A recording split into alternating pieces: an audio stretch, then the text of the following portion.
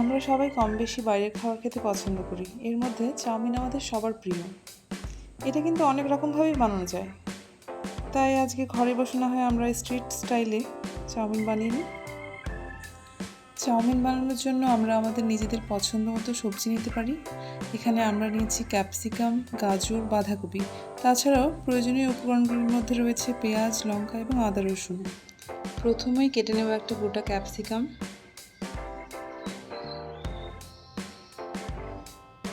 অর্ধেকটা গাজর,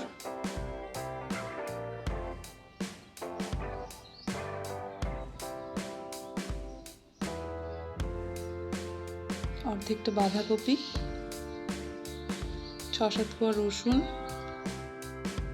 কিছুটা আদা, এগুলোকে ফাইনলি চপ করে নেব।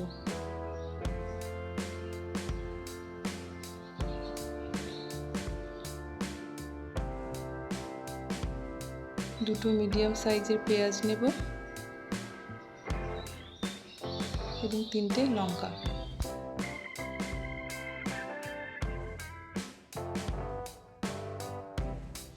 এবারে চাউমিন সেদ্ধ করার জন্য একটা প্যানে জল গরম করে নেব। এবার এতে 1/2 টেবিল চামচ নুন দিয়ে দেব। এবার জলটা ফুটে আসলে আমরা ওতে 2 প্যাকেট চাউমিন দিয়ে দেব।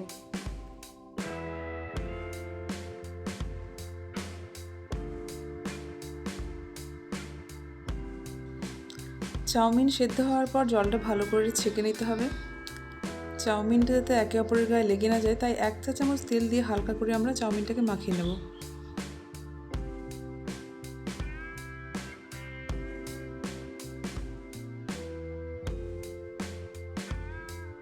এবার চাউমিনটাকে ফ্রাই করার জন্য আমরা একটা কড়াইয়ে 2 টেবিল চামচ তেল নেব। এবারে তেলটা গরম হয়ে এলে আমরা ওতে আদা, রসুন ও পেঁয়াজ কুচি একে একে ছেড়ে দেব।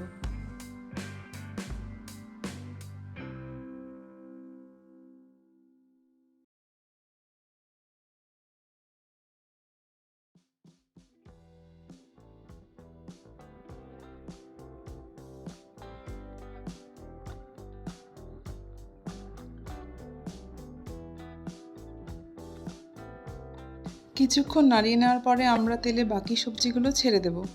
এবার সব সবজিগুলোকে কিছুক্ষণ নাড়িয়ে নেব।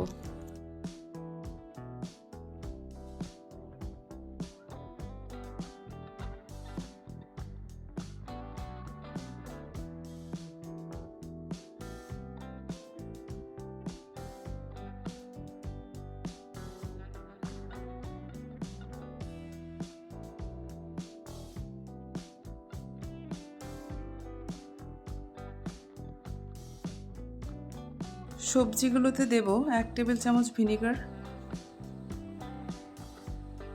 1 টেবিল চামচ সয়া সস,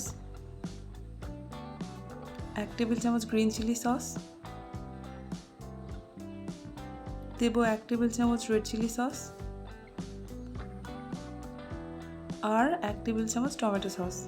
তারপর 1/2 চা চামচ গরম মশলা গুঁড়ো, 1/2 চা চামচ লাল লঙ্কা গুঁড়ো আর স্বাদ মতো নুন নিয়ে নেব। মশলাগুলোকে সবজিগুলোর সাথে ভালো করে মিক্স করে নেওয়ার পরে সেদ্ধ করা চাউমিন সবজিগুলোতে দিয়ে দেব।